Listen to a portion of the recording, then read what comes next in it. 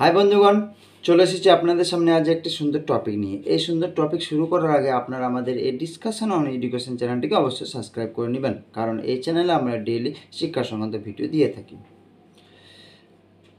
আজকের মূল বিষয় হচ্ছে ছাত্রছাত্রীদের নাম্বার তোলার একটি সহজ উপায়। কিভাবে তাদের নাম্বার সহজে বাড়বে বা কীভাবে তারা পরীক্ষার নাম্বার সহজে বাড়াতে পারবে তারই সহজ উপায় অনেক আছে। তার মধ্যে একটি অন্যতম উপায় হচ্ছে, যেমন আমি ধরে নিলাম ক্লাস মাধ্যমিক, এই মাধ্যমিকে আমি ধরে নিচ্ছি জীবনবিজ্ঞান সাবজেক্টটিকে।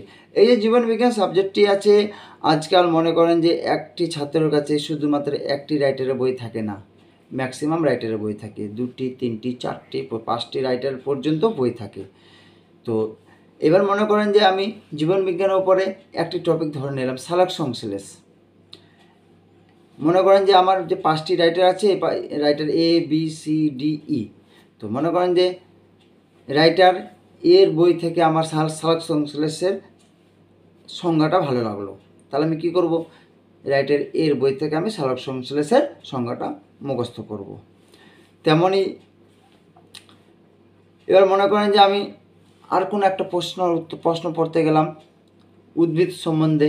তো মনে করেন যে রাইটার বির বই থেকে আমাকে উদ্ভিদ সম্বন্ধে যে পড়াশোনাটা করলাম বা যে সংজ্ঞাটা উদ্ভিদ কাকে বলে যে পড়াশোনাটা করলাম, যে সংজ্ঞাটা পড়লাম রাইটার বি বই থেকে ভালো লাগছে। তেমনি নেক্সট কোনো প্রশ্ন যে আমি মুখস্থ করব বা দেখব, তাহলে রাইটারের সির বই থেকে ভালো লাগছে। আর কোনো প্রশ্ন উত্তর রাইটার ডি থেকে ভালো লাগছে, আর কোনো প্রশ্ন উত্তর রাইটার ই থেকে ভালো লাগছে। কিন্তু আমার মনে করেন যে বিভিন্ন সংজ্ঞাগুলো বা বিভিন্ন বর্ণনাগুলো বা বিভিন্ন যে টপিকগুলো আছে আমার বিভিন্ন রাইটারের বই থেকে আমার পড়াশোনা করা হয়েছে বা ভালো লাগলো, কিন্তু যখন আমি রিমাইন্ড করব, আবার পুনরায় পড়তে যাব, মনে করেন যে 1 মাস পর 2 মাস পর বা পরীক্ষার আগে যে আমি ঘাঁটতে যাব, তাহলে এবার আমার মাথা থাকবে কীভাবে যে আমি কোন জিনিসটা কোন রাইটারের বই থেকে পড়েছি। তো এই জিনিসটা যাতে আপনাদের না হয়, আপনাদের একটু করতে হবে কীরকম, খাতা নেবেন। মনে করেন যে সালাক সংশ্লেষের যে আনসারটি আপনি রাইটার এর বই থেকে পড়েছেন, আপনি খাতায় সেই রাইটার এর বই থেকে সালাক সংশ্লেষের যে সংজ্ঞা আছে খাতায় আপনি সেটি লিখে নেন। এবার উদ্ভিদের যে সংজ্ঞাটা আপনি মুখস্থ করেছেন রাইটারের বির বই থেকে লিখেছেন, তাহলে আপনি এখানে উদ্ভিদের সংজ্ঞাটি রাইটারের বি থেকে নেওয়া হয়েছে সেখান থেকে খাতায় তুলে নেন।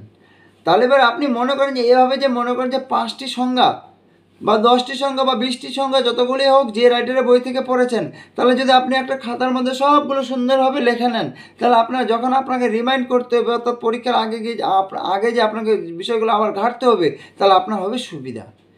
আর যদি আপনি বিভিন্ন রাইটারের বই থেকে পড়াশোনা করে রাখেন, তাহলে এবার হবে কি, পরীক্ষার আগে গিয়ে আপনি যখন ঘাঁটবেন প্রশ্নের অ্যান্সারগুলো, তখন হয়তো ঠিকঠাক কোথা থেকে কী পড়েছি না পড়েছি আপনার মনে আসবে না। তখন আপনার মনে করেন যে আপনি সালোক সংশ্লেষে অ্যান্সার পড়েছেন রাইটার এর বই থেকে, পরীক্ষার আগে এবার পড়তে গেছেন তখন রাইটার বি বই থেকে পড়ছেন, তাহলে এবার কী হবে, রাইটার এর বই থেকে পড়েছেন কিছুটা মাইন্ডে আছে, আবার পরীক্ষার আগে রাইটার বি বই থেকে পড়ে নিলেন, তাহলে মাইন্ডে কিছুটা আছে, তখন কী হয় পরীক্ষা হলে গিয়ে যদি সেটি আপনাকে লিখতে হয় তাহলে হয়ে যায় এলোমেলো, ঠিকঠাক লেখা যায় না।